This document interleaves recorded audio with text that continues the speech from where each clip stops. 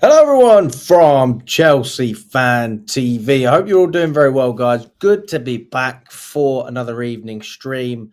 Um, I don't know if you watched the Arsenal game or the City game. The Villa game wasn't televised, so I couldn't actually watch that. But the Premier League table, the top four is getting very, very tight. And listen, we're still in the race, but we've got to get our skates on because if we don't get 3 points against Ipswich tomorrow, then we're in big trouble. And I think for me, this is a must-win game. Ultimately, you can only look at each game and circumstances change. You get injuries, you get players that come back, little bumps and hiccups along the way. I mean, that's just how it always is. But you can always look even further down the line. If you look at a month away, you can say, right, we should be winning this game. We should be winning that game. And that's how I felt about Ipswich this whole time. There's an argument that maybe we could have struggled, but I just struggle to see it. I really struggle to see it. So anyone who's feeling confident about the game tomorrow, I'm with you. I feel confident that we will beat Ipswich. People who don't feel confident, maybe a draw. I don't see us losing this game. I don't see us drawing this game. I see us getting 3 points. And a lot of people saying I'm very negative, but look, I'm honest. I'm honest. And I felt like we could beat Warsaw, and I feel like we can beat Ipswich. Go further down the line, we talk about Fulham and all the others. I think it's a different story. I think they're harder games. But this for me it's got to be 3 points, hasn't it, guys? I mean, fucking hell! If we don't get 3 points in this one, it's going to be an absolute nightmare. To be honest with you, absolute nightmare. Big up to Daniel. I hope you're doing well. He says we're now sixth in the Premier League. It is a must win. We could be 2 points behind Forest if we win. Yeah, that's a good place to be. That's a very good place to be. Jordan, he says, big up, Alex. Hope your day was going well. Thank you, mate. Appreciate that. I hope you're having a good day on top of that. Daniel says, can Enzo Maresca stop playing players out of position and play players in their right position? Which players are you alluding to, Daniel? Talk about Reece James, or is there anyone else? Philip says, it's a must win tomorrow. We need to get into the Champions League again. Keep the blue flag flying high. Big up to you, my friend. And I like the Rangers logo as well. Good to see you in the chat. Wesley says, win, lose or draw. Of course, I want us to win and qualify for the Champions League. But let's be real. This Italian pragmatic rigged manager won't change his ways, and we are destined for disaster. Big up to you, Wesley. I mean, look, if we look at the table, then you can clearly see why some Chelsea fans are hopeful. I mean, listen, I'm always hopeful. I would love us to be in a position to get Champions League football. We're not even talking about top four. We're talking about top five, and we're still debating this. Obviously, Villa won their match. City won their match. Nottingham Forest lost, if I'm not wrong. Arsenal drew against Brentford. So we're currently sitting in sixth on 53 points. Villa on 54. But if we equal that points tally, even with a draw, we go ahead, Villa, because our goal difference is way higher. We're on 17 for goal difference. They're only on 3. If you look at their season as a whole, I mean, it's basically the same as ours, except we've just played one less games. We've got the same amount of wins as Villa. We've got the same amount of losses, and they've drawn one game. But obviously we can't match that 9 because we're a game down. Man City, slightly higher goal difference than we have. They've won 16, lost 9, 7. It's very even. Very, very even. If you look at Forest, it's seriously impressive. They won 17, lost 9 and drawn 6. I think if I was a Forest fan right now, I'd be absolutely gutted to miss out on Champions League because they've basically been in and around that area most of the season. They've been right up there competing. So Nuno deserves a lot of credit. And I think Nottingham Forest fans as well deserve Champions League football. As a football club, that's a proper football team. And you know, when you see certain success at certain football clubs, it makes you smile because you think, you know what, that fan base, that club, what they've been through, they really deserve it. And I kind of felt that way about Newcastle when they got took over, although I will say this. My mum's side of the family are all Sunderland fans. So technically, I'm Chelsea, and then the other side of my family is Sunderland. So, to be honest with you, I only found that out recently. I'm talking 3, 4 years ago. I actually had the Wonga sponsored shirt from Newcastle when I was a kid because my mum got it for me. My dad's Chelsea though, so he pinned me down to Chelsea. But I could have been a Newcastle fan, and that would have been the wrong thing anyway because my family aren't from Newcastle; they're Sunderland. So get that around. I don't know. My mum's just not interested in football. That's why she got me the news. She didn't know any better. But my grandma, she said to us, she was like, "No, it's not Newcastle, it's Sunderland." Yeah, Nottingham Forest, another club, had so much success in the game, but obviously got relegated. Had a tough time before they could get back to the first division. And honestly, I'm rooting for them. I mean, if it's between Nottingham Forest and Chelsea, then not so much. But if Chelsea get Champions League and there's another team I had to pick, I would pick Nottingham Forest. I'd pick Forest ahead of Arsenal. I'd pick Forest ahead of City. I'd pick Forest ahead of pretty much everyone else apart from Chelsea. So, I am wishing all the best for them. So this is the form that we've had recently, the results. Okay, so we can ask ourselves a question whether we'd be confident going into this game. We look at the 2025 year as it goes. We can look at results. We can talk about performances. Obviously, drawing against Crystal Palace away from home, it was a draw that really was quite disappointing. We would have liked a win, but I think it's a fair point in a lot of ways. We drew against Bournemouth with a late free kick from Reece James. I would have, I was quite happy after that draw. Could have easily lost that game. We beat Wolves. That was comfortable. City was where I really started to lose patience with Maresca. And I said, if you keep playing Robert Sanchez, then I'm done with this manager because Robert Sanchez cost us that game. And then we beat West Ham, good in-game management by the manager. But again, we persisted with Robert Sanchez, if I'm not wrong. Did we switch Robert Sanchez or did we play Jorgensen against West Ham? I'm not even sure. Let's have a look. Match day.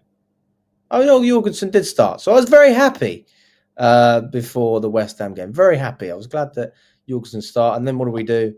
Fucking lost 2-1 to Brighton and 3-0. We brought Sanchez back. What a nightmare. That was when I really lost patience with Maresca, to be quite honest with you.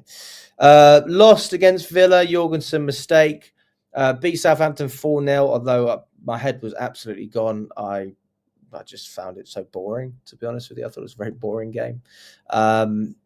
Beat Copenhagen, not convincing. Great atmosphere. Leicester again, another boring game. Copenhagen at home, another boring game. Arsenal, Derby, a bore fest.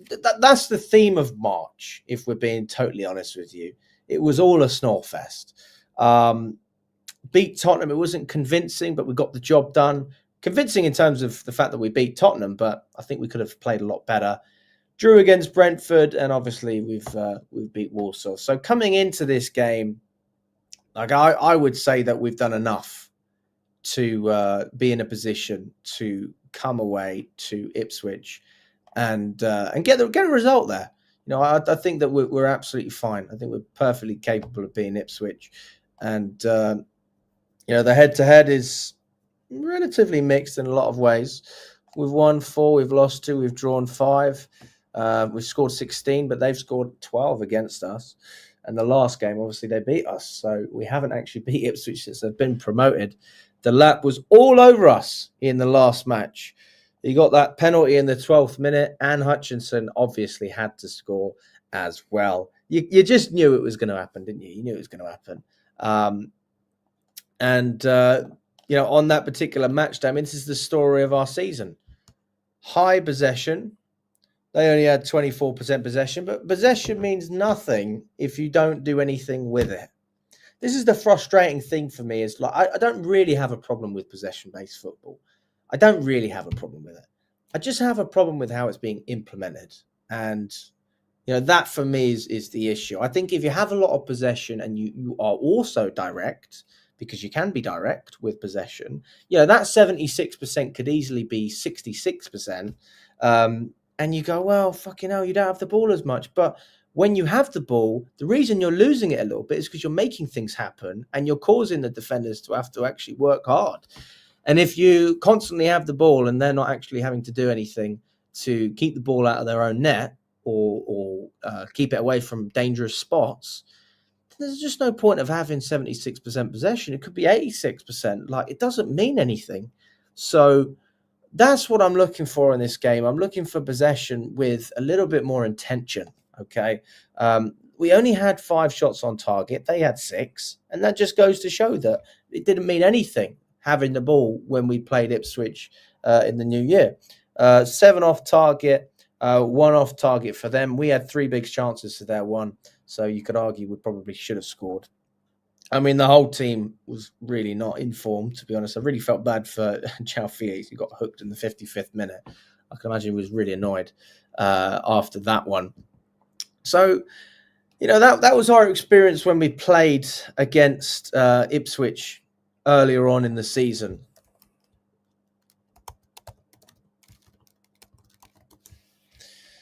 Let me know what you think as well going into this game, guys. I'll go through some of the comment. Daniel's not happy with James's positioning in the midfield. Does that include when he's on the right and he inverts? Does that include that case as well? You think we could see a Reece James midfield again? God honest truth, I think you can get away with it against Ipswich. I think you can get away with it against these guys. But when we play Fulham, it's a big no from me. When we play any other team that isn't that bottom 3, it's a no. It's a no for me. Look, you play him as a right back, we know they invert. James he's capable, right? He's capable. I think you get more out of him playing him in his natural position, similar to Gusto. I think you get more out of him if you play him and allow him to go forward a little bit more. We have seen Gusto come up a little bit more in recent games. His confidence just seems to be a little bit dead, and his end product. I'm not entirely sure about that. But listen, I'm not keen on seeing James in the midfield, but I can understand it against Ipswich. I can understand it. If you're limited with options, then you say, who else am I going to play? But we just beat Warsaw 3-0, and we've got a comfortable second leg lined up. So from that perspective, I would argue that,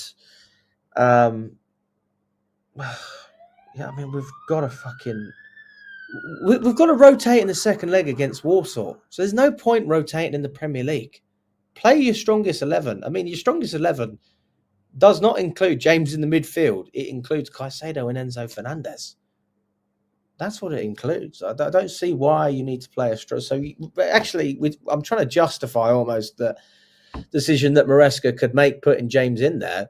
He doesn't need to, because we'll just play a full strength squad. And if we don't play a full strength squad, I don't understand why. Because on Thursday, we're playing Warsaw with a 3-0 aggregate. They're not going to beat us 3-0 at Stamford Bridge. I'm sorry, they're just not good enough. We'll have enough of the ball anyway. They won't have enough chances to shoot. We'll have 90% possession. So I think we'll close that game out. I really do. And I'd like to see some of the younger players playing against Warsaw. I'd like to see Mugu start in that game. I'd like to see Achimpong potentially feature, although there's an argument he could play tomorrow. That's certainly a good debate to have. The question is then, who do you drop? Do you drop Reece James because you're trying to rest him? Or do you drop Gusto for tactical reasons because he's not performing well enough in that position? So I don't have a problem playing Josh Achimpong. I'm a huge fan of him.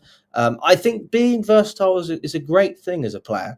But I think when that's the only thing that a manager looks at, and sometimes it feels like that's one of the key things for Enzo Maresca, that's when I just think, you can play Palmer as a right winger.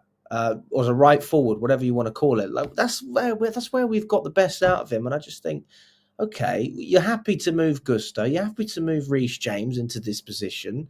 You're happy to play Josh Achimpong there. You're playing Fernandez sometimes a little bit further up. So why can we not have a bit more flexibility at the top end of the pitch as well? I think that's a perfectly fair point. Anyway, Wesley says, I'm sick of nullifying certain players like Gusto and Reece and not letting them bomb forward, sending our best goalkeeper on loan. Well, I think we've learned from the goalkeeper mistake. Nobody's going to admit it, but I think we've learned from that. And I actually think, from a player perspective, from Petrovic's point of view, I think he's got to gain an awful lot of experience in France. And to be quite honest, like, fair play to the man. He needed to go out and play and have that confidence that he's the number one and perform. And he's done that. He's got a mentality that you want from top players, which is, I will go anywhere and I will perform. And Liam Rosnier is playing in a system which is much more risky than Enzo Maresca's. There's a comment from Petrovic. We went through it a couple of months ago. And it's all about what Liam Rosnier wants from his goalkeepers. And he was saying at certain points, when Strasbourg have the ball, Liam Rosnier said to Petrovic, he said, I want you near the halfway line when we have possession. And Petrovic said, I laughed at it. I mean, who does that? But listen, it's risky. And when you play a risky style of football, you have to level up your game. And if you can't do that, then you're obviously not going to suit the system. So if he can play in that system where, as I'm aware, it's far more risky than Maresca, then I think he will be absolutely fine at Chelsea. And he was fine last year. I mean, he was great. I loved him. I thought he was a great keeper. Always thought he should have been our number one.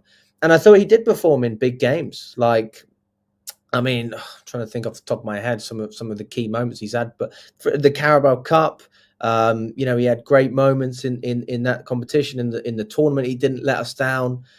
And just generally in games, like, you felt comfortable. He catched the ball. He's got a good saving ability. His distribution wasn't amazing, but it wasn't bad. And I always think that Petrovic sort of went under the radar, maybe because he was such a cheap goalkeeper, and people thought, well, maybe with I don't know. You know, when you buy a cheaper player and people don't really talk about it, and then you spend however many millions on another guy, and everyone expects something from him, or the pressure's on him because of the price tag. But ultimately, you come to Chelsea, you've got to perform. He's done that. He needs to start next season. With Gusto and Reece James, I agree with you. I do think we're nullifying their game. More so Gusto than James. I mean, I spoke with Scott yesterday. If you watched the live stream last night, Scott really articulated himself well, and gave a great argument as to why Reece James starts in the midfield and inverts into the midfield, and why James is perfectly capable of doing it. My argument is that you've seen Reece James play his best football as a wing back, as a right back. Okay, that's my opinion. The argument that Scott had is that he's playing just as well when he inverts, and he's just as much of a goal threat as he was as a wing back, whether that be creatively or being able to score goals. Now, to be fair, if we're looking at when he was playing in the midfield against Copenhagen, he got his goal outside the box away. And against Warsaw, he was the reason that Tyreek George was able to get his goal, because he was the one who took the shot in the first place. So it's a very valid argument, and I totally respect that argument. I've got nothing against it. It's just a preference from my point of view. I would rather have Reece James in his natural position. Then you talk about whether he should be bombing up and down as a right back. Is that acceptable if you're injury prone, or as a wing back? Like, do we need to try and manage the player's physical load? And that's also a fair argument. But then I counter that by saying, you are a professional footballer. I'm sorry, you have to run. That's just a part of the job. And if you can't run, it's just not good enough. Now, some people would say that's very harsh. I would say everybody else has to run, so why should it be any different for Reece James?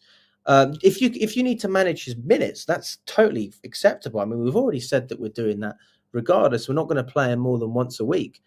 So if you're doubling down on that, and not only are you limiting what he's able to do on the pitch, you're limiting his minutes as well.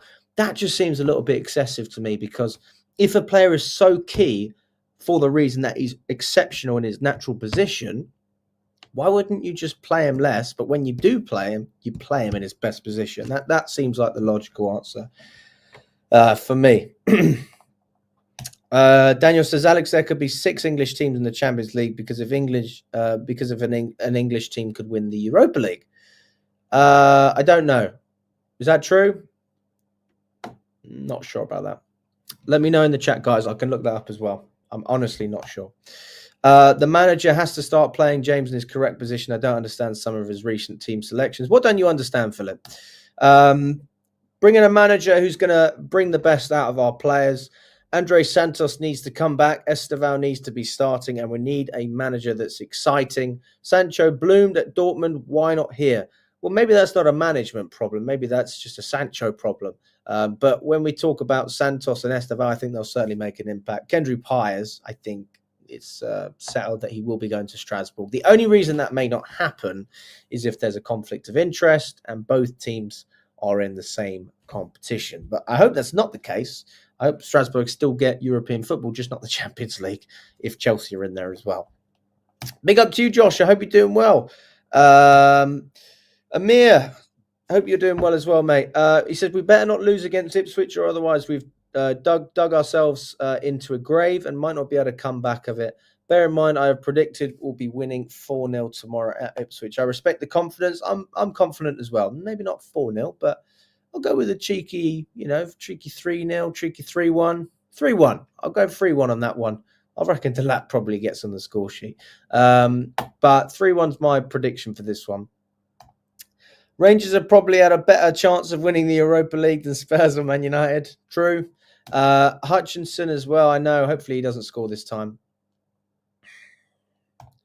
We will be talking about the starting 11, so don't worry. We are going to be doing our predicted 11 and also who we think Maresca's going to pick, because it's all great me saying what I want and what you want, but what's actually going to happen? Just like when we talk about the striker, everybody wants Gorkarez and Osman, but I think the reality is going to be quite different, and I think we'll probably be looking at Delap or Jonathan David. I think those are the realistic options.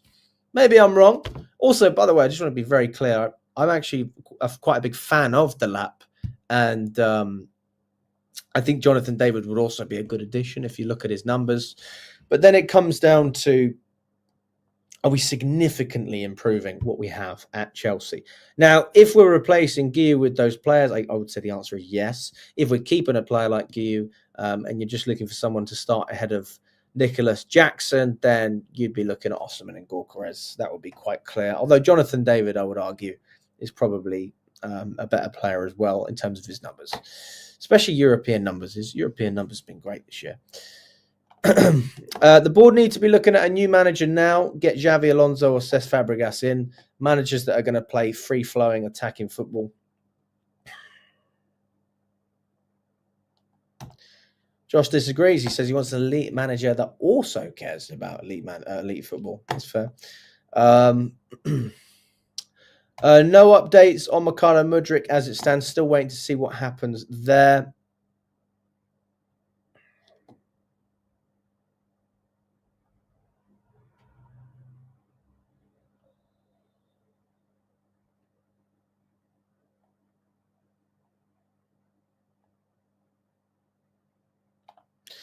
Thank you for the kind words, Hijo. Thank you, mate. Really appreciate the kind words. Don't usually comment here, but I've really come to appreciate you guys in the last few weeks. Level-headed points. I mean, I've tried at times, not always, but like any fan, you've got to be emotional, haven't you? Like, if I didn't care about it, I wouldn't do it. And people expect these robotic answers. I'm not a pundit. I'm a fan, right? I do this. I have a normal job. Chelsea Fan TV is not my job. All right. I work like everyone else and I do this on the side. This is like a side hustle for me. I spend a lot of time doing it, but I love it. And I love the club. And I think ultimately everyone's got to give their opinions. There'll be some opinions that people don't like. I know a lot of people think that my opinion on Maresca, for example, is not very level-headed. But when I break it down, I can justify with many points why I don't think this guy is capable of leading Chelsea forward. I have not actually called for Maresca to be sacked since the Brighton game. I don't think. I'm not sure if I've said he should be sacked, but I've actively said that he's not good enough. Now, why have I said he's not good enough without saying we should sack him? Because to an extent, you almost think if you sack the guy, there's no stability at the club. And that is the one thing that Maresca has going for him is we have gotten rid of so many managers We had it with Tuchel, we had it with Potter, we had it with Lampard, we had it with Poch. That's more managers than seasons under this ownership. And now we've got Maresca, the fifth one. And you think to yourself, at some point, you've got to try and stick with something, because we all know that football's a game that things don't go well straight away. Things happen. Like, you might not have a great start, or in our case, we have a great start and then we dip. And sometimes you just have to ride that wave. I personally felt that way last season, and I thought that this season we could really kick on. I don't feel that momentum this season that I felt last season. I don't feel that clear progression. I don't feel that confidence. And I don't feel like the players have developed as much. Like, there are players who have improved under Enzo Maresca. Of course there are. I think Fernandez has improved. I think Caicedo has been great. I think Cucurella has been great.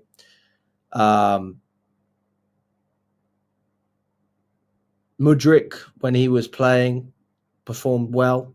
You know, with the minutes that he was in, I thought he was managed well by Maresca. I think that's something that Maresca done well.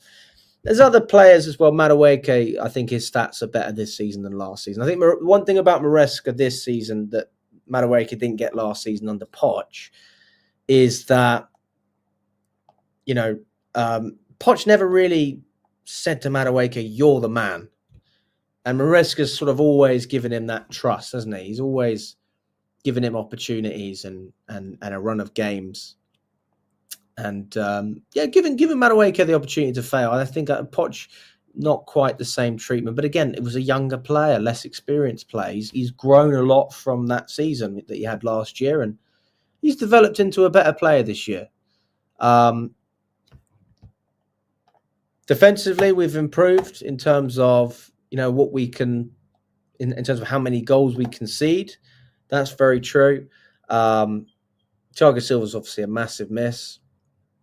So that there are things that have got better. I guess you just need to ask yourself the question, does the good outweigh the bad? And I've just listed a number of good things. So the defense has improved, Ziggy, that's fair. Cucurella, Madueke, Mudryk when he was playing, Enzo, Caicedo, Cucurella. 7 good points.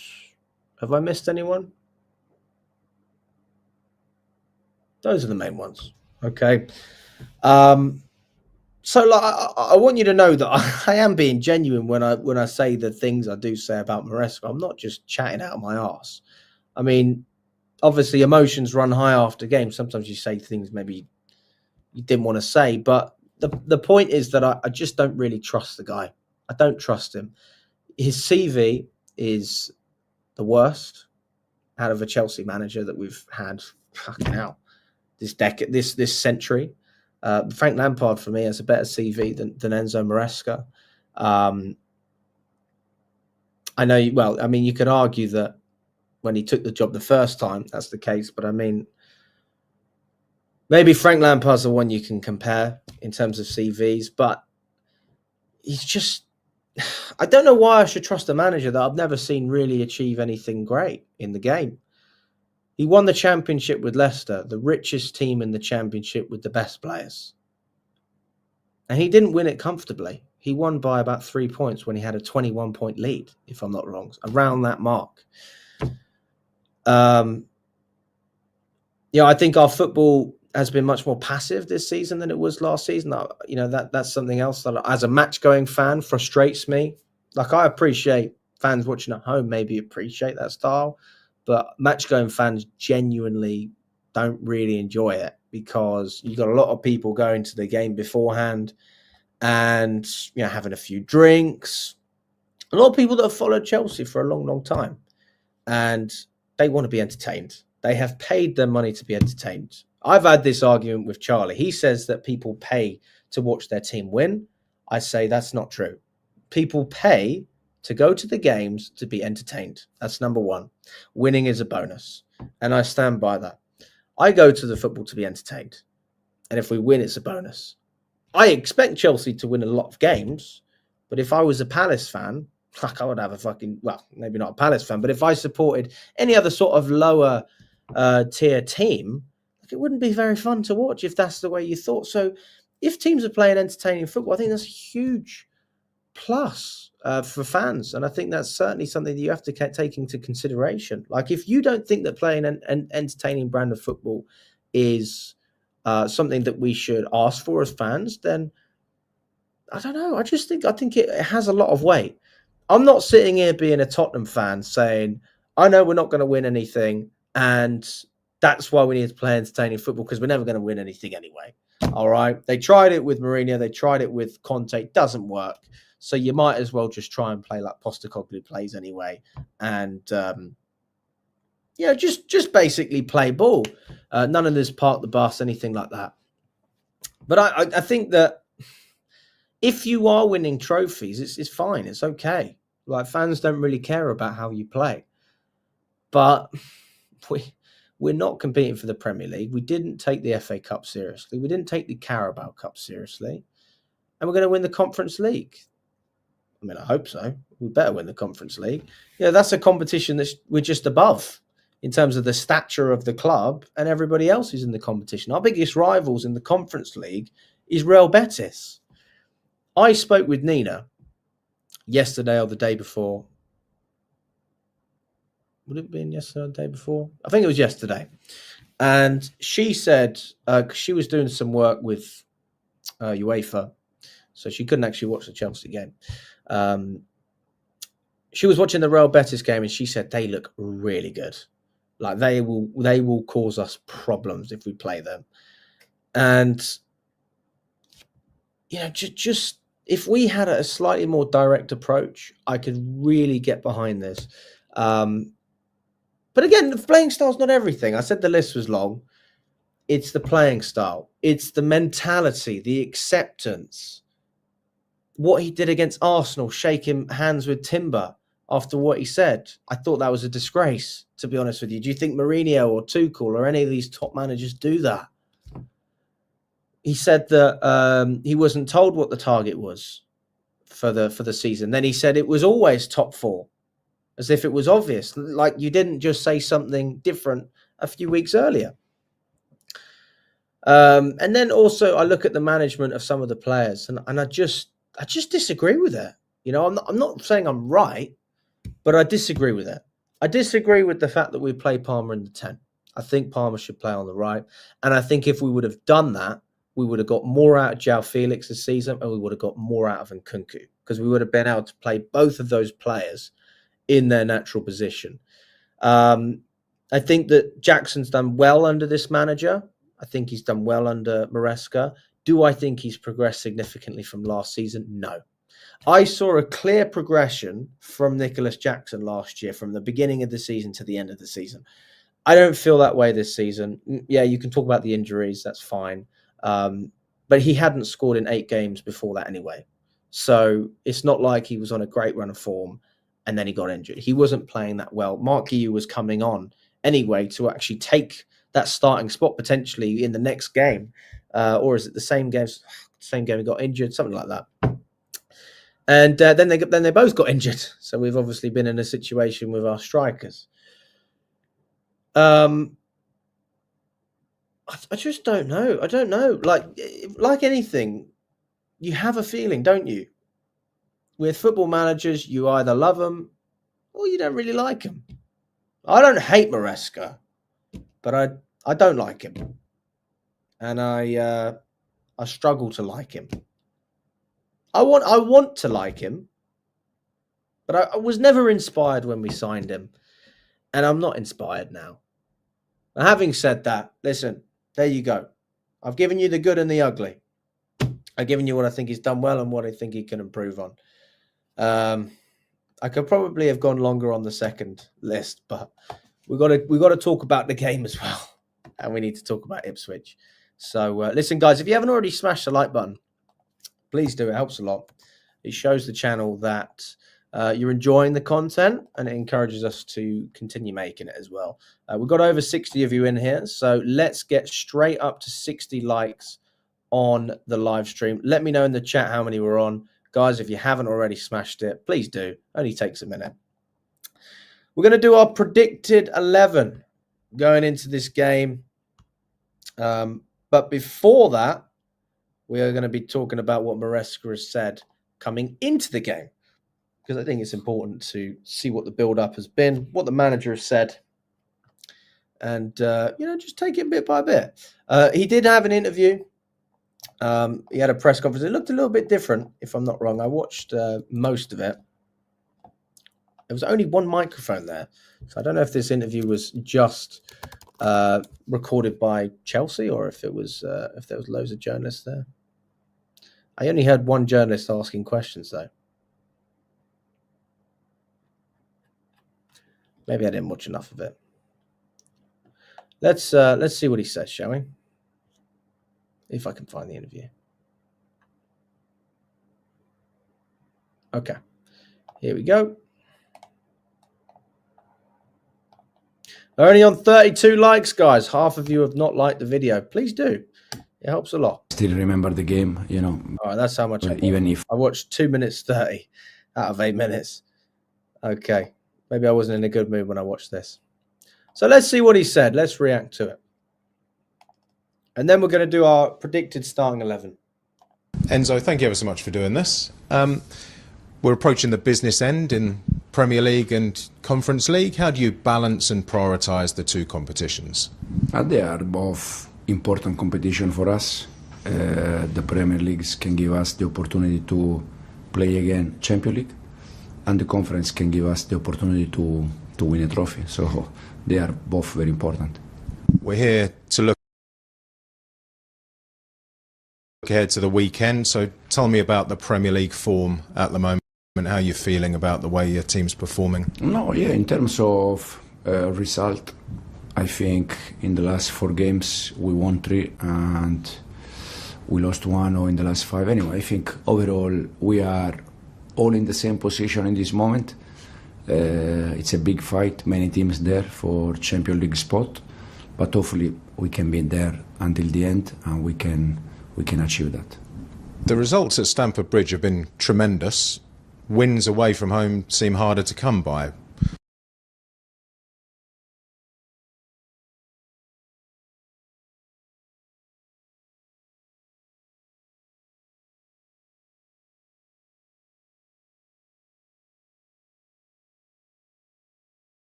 Sorry, my mic was muted.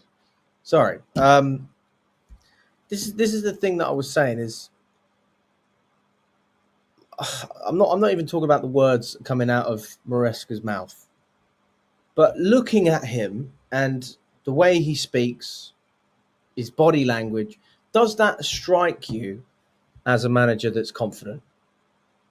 I'm not even going to tell you what I think. I'm just asking you the question. I've been hacked. I know.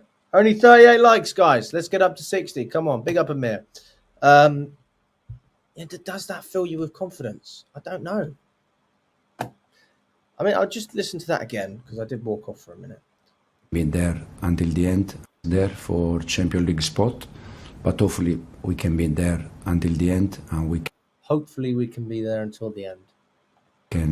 We can achieve that. Oh, it doesn't sound confident. It doesn't sound particularly confident. Maybe I'm just dissecting this too much. So, again, I want to be level-headed. Be level-headed with this. I'm not gonna interrupt anymore. All right, let's just watch it. Let's watch it together. Every now and again, we'll take a little break and all right. Sorry, I keep interrupting. The results at Stamford Bridge have been tremendous. Wins away from home seem harder to come by. That's results, but when you analyse performances, how big a difference is there?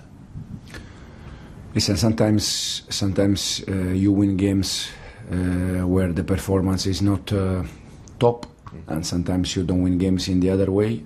I think overall, probably we start the season winning games away.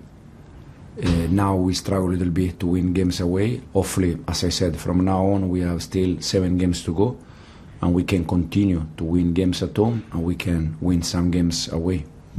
Is there any risk I said from now on we have still 7 games to go, and we can continue to win games at home, and we can win some games away.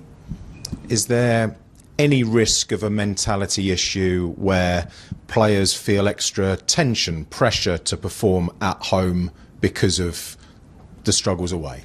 No, I don't think so. I don't think so. In this moment, we have, as I said, 7 games to go, but it's already from 12, 13, 14 games where we are saying the same. We need to win games, no matter if it's home or away, we need to win games.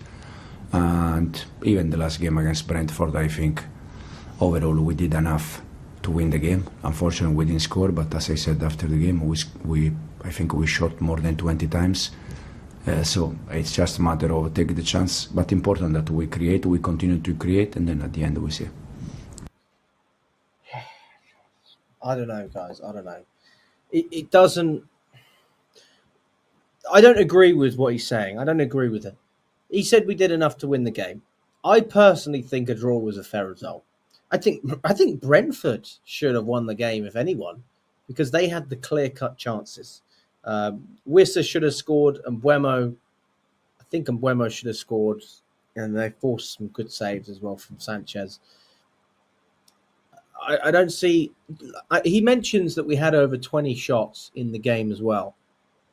It doesn't mean anything if they are what kind of shots are we talking about? We're talking about shots outside the box.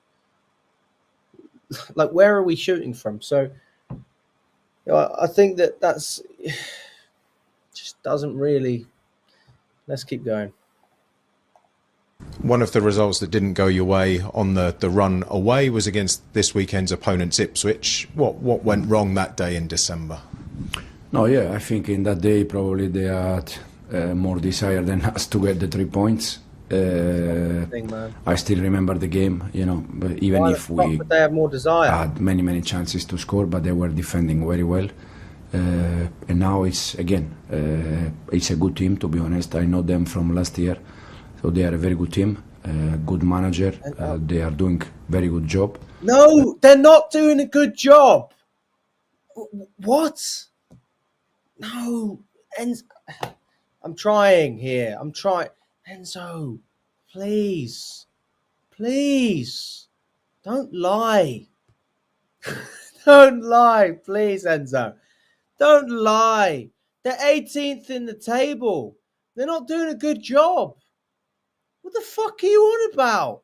They're on 20 points, and in order to stay safe, they need to beat Wolves, who are currently 12 points ahead of them on 32 points. How are they doing a good job?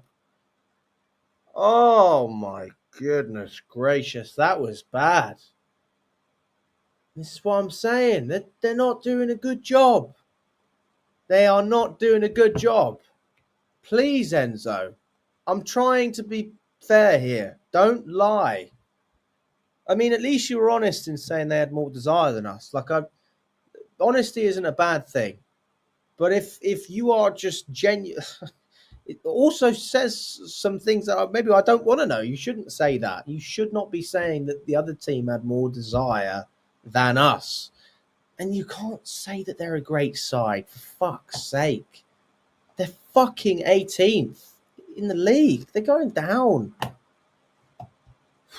Let's watch that again. Jesus, man. It's just a matter of taking the chance, but important that we create, we continue to create, and then at the end we see. One of the results that didn't go your way on the run away was against this weekend's opponents, Ipswich. What went wrong that day in December? No, yeah, I think in that day probably they had more desire than us to get the 3 points. I still remember the game, but even if we had many chances to score, but they were defending very well. And now it's a good team, to be honest. I know them from last year, so they are a very good team, good manager. No, they're not. They are doing very good job. No, they're not. Premier League is for sure different, but they are doing well, and hopefully No, they're not we can do our best Enzo. to win the game. They pushed you all the way last season, didn't they? In a couple of really tight matches with Leicester. Tell me more about the manager, the job he's doing. Oh, he's doing fantastic. Brian, I'm not expecting him to say that, but if he's being honest, he's not going to say they're doing a great job. Like, come on. That almost, like, it's like if I was the Ipswich manager and Maresca said that, I'd think like that's almost sarcastic. It's almost rude. How are we doing a good job if we're getting relegated? I'm not saying that he needs to say they're crap, but he could say, well, listen, Ipswich are a team that have been promoted and they're struggling. So maybe they might be lacking a bit of confidence at the moment. This is a good time for us to play them.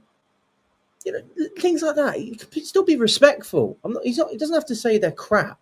He can say that they are a team that maybe struggled to adapt to life in the Premier League. It's totally different to obviously what was their last season. I think their manager's really good. He's just had a bit of a tough time.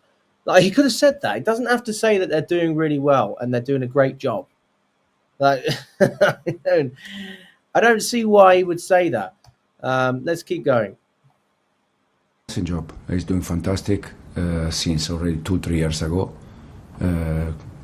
Really good job against us, last year. I mean, to be fair to Ian McKenna as well, Ian McKenna's actually done a great job.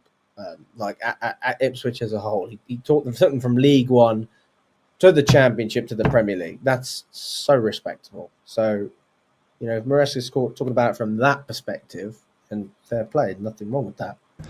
I think we were winning both games home away, and then in the extra time they draw in both games. But overall, I think from League One, Championship, Premier League, and this year they are there, they have been there. So congratulations to them, congratulations to Keenan that is doing a fantastic job. I looked back just this morning at a couple of the match reports from the defeat at Ipswich in December, and one of the criticisms was that the likes of Cole Palmer, other key players, weren't getting a rest. Sunday at Brentford, you give Cole Palmer and other players a rest, and then you're criticised again. Is it any fun being a manager? No, the only thing I can say is that... Again. Sorry, I need to hear the question again.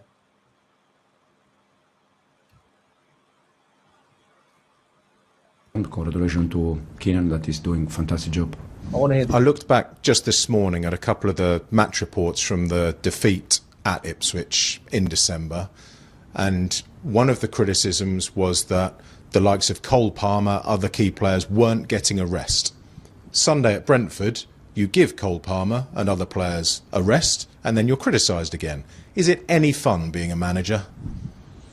No, the only thing I can say is that any decision we take is because we think it's the best for the team. So I still remember, as you said, the game away. I still remember Brentford game, and as I said after the game, we planned the game in that way, starting one way and finishing the other way. And I think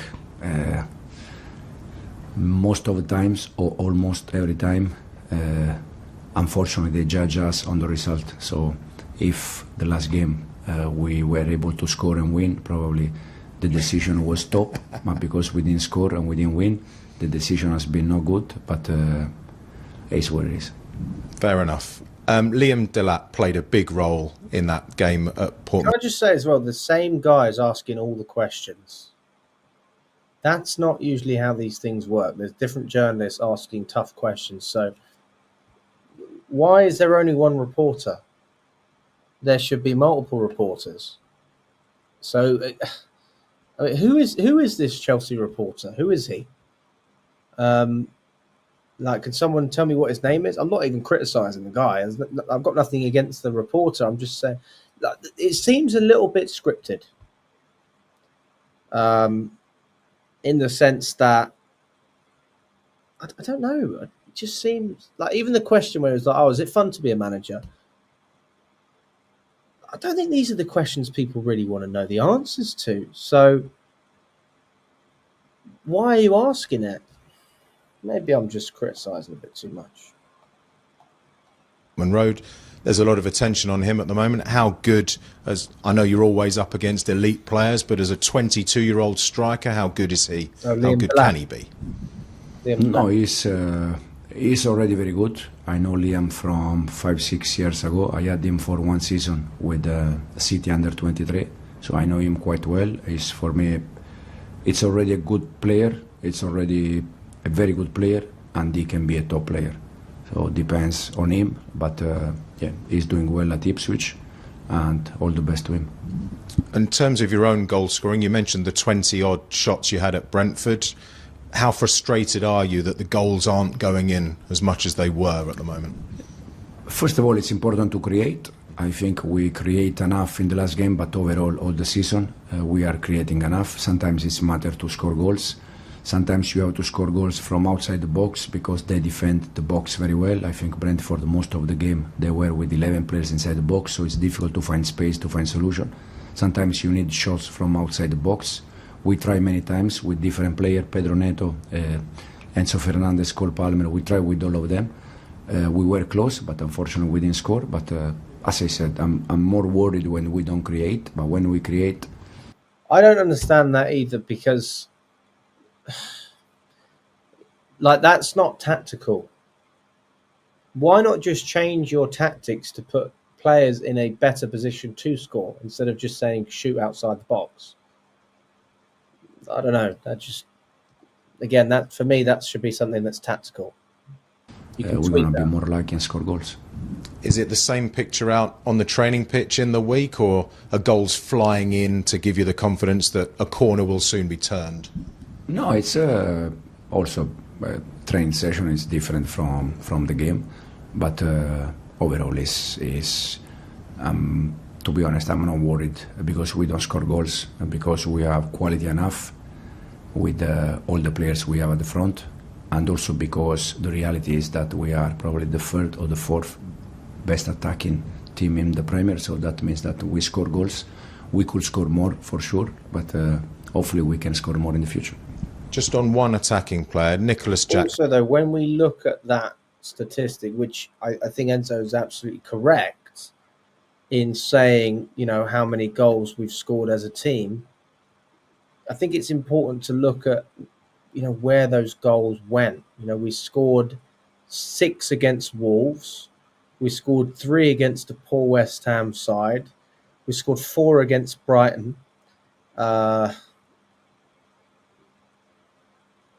And then they started drying up a little bit. 5 against Southampton, 3 against Villa, 4 against Tottenham. And that's when it started to dry up. So there are games, obviously, where we did score. But I think some of the games where we scored so many goals, like Wolves, like Brighton, like Southampton, that makes it seem as if, you know, those goals, let's just look at Wolves, for example, scoring 6. You could have said, oh, you know, that's great. You could spread those 6 over 3 matches and it would average out to a game. So I think that, again, he's not wrong, but the goals aren't spread out as much as you would want them to. Maybe I'm trying to be a perfectionist here. I'm asking for a little bit too much, but you know, we can clearly see that things have dried up recently. This is not something that's happened over the past week. This has been going on for months now. And you've got 2 games a week now for the rest of the season, hopefully. He's only recently come back from injury. How soon can he be playing twice a week? Yeah, we need to manage him because you can see how important is Nico for us. How bad has been playing games without him. I said since day one, is that kind of striker that it's always a threat for the opposite defensive line, and off the ball is very aggressive. So I think us with Nico, we are a better team. So we're gonna try to manage him until the end. And overall, you mentioned how tight it is in the battle for Champions League spots. How confident are you can stay where you want to be and reach that goal at the end of the season? Very confident, very confident. First of all, because I used to look the reality, and I think all season we have been top 4. For part of the season we were second for many weeks, so we have been top 4 all season, and I'm confident for that. And as I said, now we have 7 games to go, and hopefully we can finish where we are. There you go. So that's Maresca's lineup. I mean, he makes a good point. He says that we've been up there a lot of the season. He's not wrong. I don't know. We'll see. There is a glimmer of hope. Of course, there's a glimmer of hope. So maybe I'll try and hold on to that. Let's do our lineup predictors, guys. Who do we think is going to be playing in this match? Who do you want to start? Is going to be where we start off. 4-2-3-1. All right, and then who we think will actually start. Well, actually, let's start with who we think will actually start. We know that Robert Sanchez is going to be in goal. On the left, Cucurella for me. He got rested against Warsaw. That's an easy one. And then we're going to see Levi Colwell as a centre-back. Who are we going to see in the middle as a centre-back next to Colwell? Are we going with Tosin, who did actually start against Warsaw? Are we going with Trevor Chalobah, who had a great game against Spurs and then really wasn't that brilliant against Brentford, in my opinion? I don't think he was great. I mean, we did get a clean sheet, but he didn't impress me. I'll probably go with Chalobah just for the sake that he's been rested. And yeah, I think that would be the decision I'll go with. And Reece James has already played in this game against Warsaw, so I don't think he will be starting. So I'm going to go with Josh Achimpong as a right back, and that's an encouraging back line for me.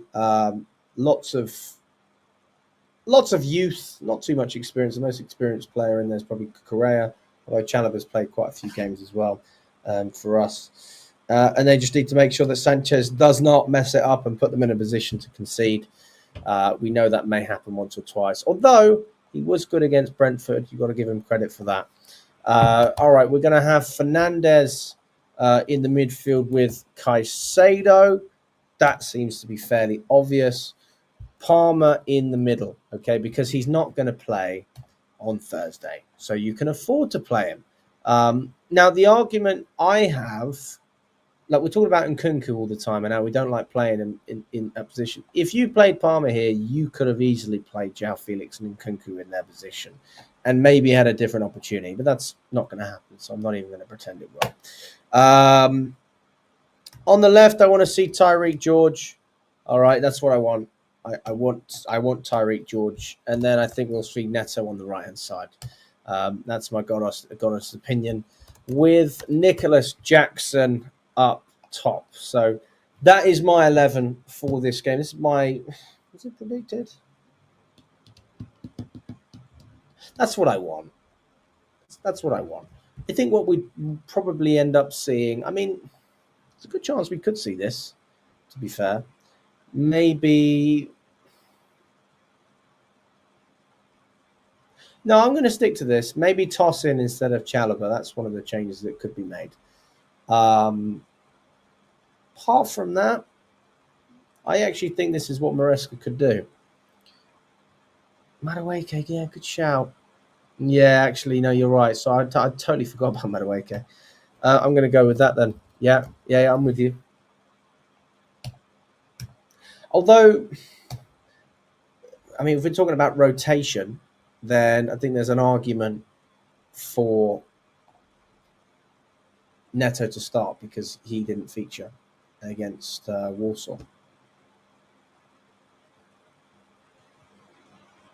No, we'll go with Madueke to start.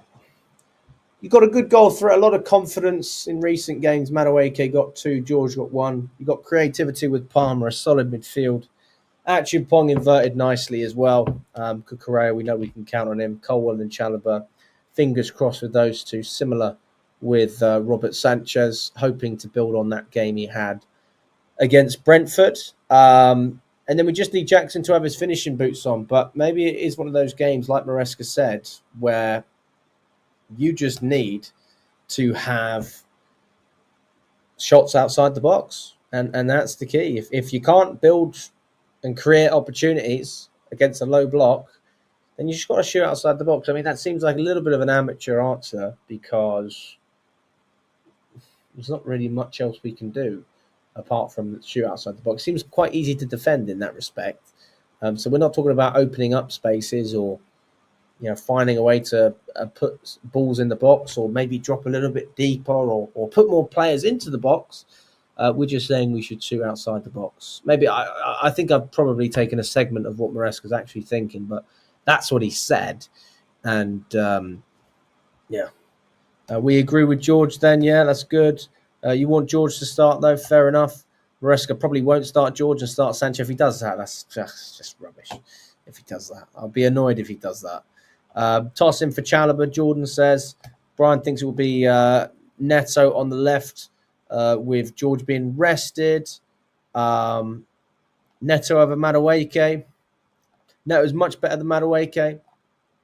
George has to start before Sancho. Doesn't look interested at half time.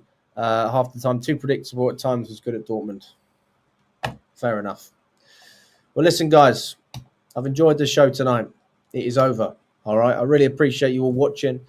Second stream of the day, 2 hours. Guys, if you never jump on the evening shows, or if you don't jump on them regularly, then feel free to join me at lunchtime. I tend to stream around 1 o'clock most days. If it's not me, it will be someone else.